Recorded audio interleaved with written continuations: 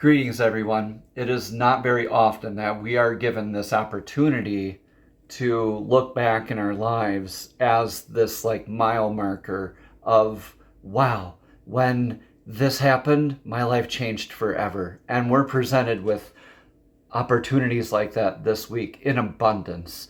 There's huge shifts going on, and we're no strangers to the changes that we're all experiencing. For this week's Divinely Guided Rune reading, there's a huge shift of Uranus and Gemini and that 7-7 portal on the same exact day, everyone. So there's a whole bunch of other astrological information that goes along with this week's Divinely Guided Rune reading, so please check that description box down below. Otherwise, you're missing out on so much information that I just cannot cover during these rune readings.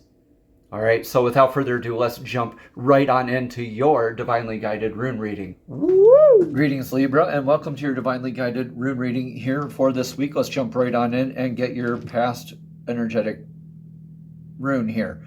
This is Uruz. This is the Ox rune. This is about being grounded. Remember, whenever we have these lines going straight down on these runes, there's very grounded energy. So you're grounded from beginning to end, getting some downward hill momentum.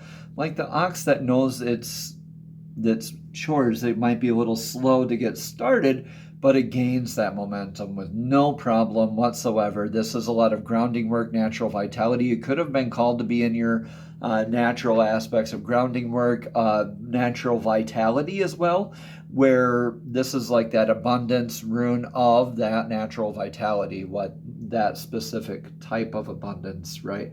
So health concerns, some health concerns in your past, or recovering from a health concern as well. Those are also things to take into consideration with this in your past position. In your now energy, you're taking what resonates and leaving what doesn't. Quite literally, not just in this rune reading, but with this rune specifically.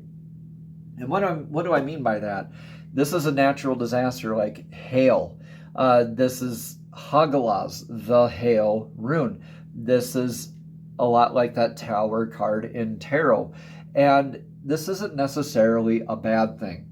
All right. So, yeah, silver lining, all of that stuff, but this is about what doesn't resonate with you. What doesn't resonate with this is falling away.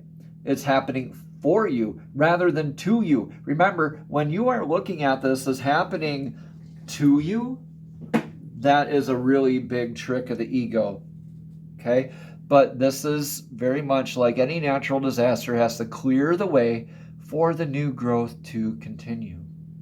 So as you're building, as you're gaining that momentum and you're being grounded and vigilant with yourself, yeah, what doesn't resonate gets to be gone. And I love that for you. I do. Libra, you have some familial style nurturing here in your energetic future. This is beginnings. This is the birch goddess's rune, Berkana. This is about that Empress style type of energy from the tarot, but this is a lot of the evolution of nurturing, right? As a child's needs change, so too does their nurturing needs change, right? So yeah, you're called to nurture in this new growth, usher in this birthing of this new energy, this creativity, this beautiful divine, like feminine kind of aspect, like a matriarch type of energy as you're going forward. Now, matriarchal, if you're a guy watching this, that's still like a beautiful divine creation energy that's celebrating your divine masculine and feminine aspects. So this is very much celebrating your divine feminine aspects with Berkana, with being creative out there, men. So taking what resonates, leaving what doesn't. We all have aspects of both in ourselves. So we all have aspects of the divine masculine and divine feminine is what I'm getting at. So men and women out there, however you want to self-identify, somewhere in the middle, that's cool, that's fine. However you want to see this is like that nurturing, like a motherly love, like a matriarch, kind of like beginning beautiful things. And you're looking forward to that in your future. So what's in your influence for the now energy? You want to manifest, you want to create. This is Kinas, this is the torch. This is illuminating the light for the path for others and simultaneously for yourself. It's wanting to go manifest very much that wands energy in tarot, where it's manifesting, burning away the old, making the new. You want to move forward, you really do, and really just got to be patient right this second, because we'll get your advice, Rune, for now. All right, I know you're eager, you want to manifest out there, you got the momentum, and then this stuff you see the stuff happening. I almost rather this not be in the rune reading at all for you right now, because you don't need it. You are moving on to manifesting your beautiful beginnings. So what's your advice for the now? Yeah, know where you stand.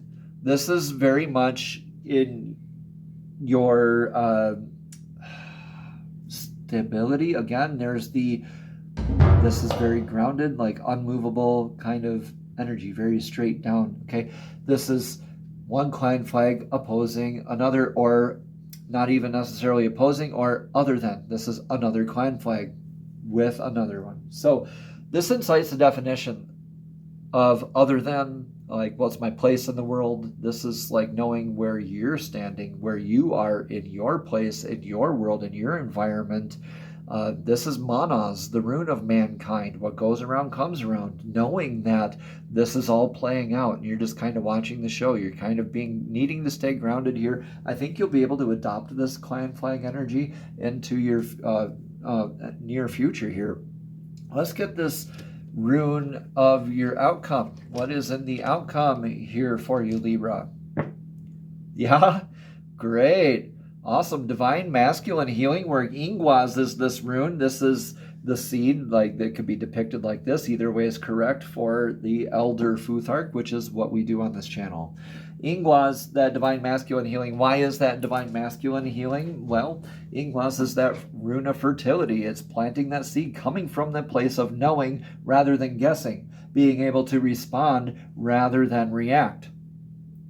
So you get that beautiful divine, like, know your place, let this play out. I know you're eager, you're just kind of being patient, adopting that clan flag, successfully planting the seed with that other clan flag possibly, and maybe even just echoing these thoughts, feelings, and emotions off of another energetic source. It kind of help with your stability, right? And to help with the nurturing aspects moving forward. But in the outcome, beautiful, Ingwaz, stable, fertile stuff. Yet you're planting the seed and you're growing it. After the storm, after the destruction, you get to plant the seed and grow it. Beautiful stuff, everyone. This is, oh my goodness. Let me know in the comments below how this is all resonating here for you. I'm pulling now a chakra token for clarity. Yes, it's been a minute since we've done these chakra tokens. Okay. Yeah, so for this, we're doing the throat chakra. So the throat chakra in this is the 700, excuse me. I almost misspoke big time there. So again, the throat chakra is the mudras. Okay, I'm just gonna.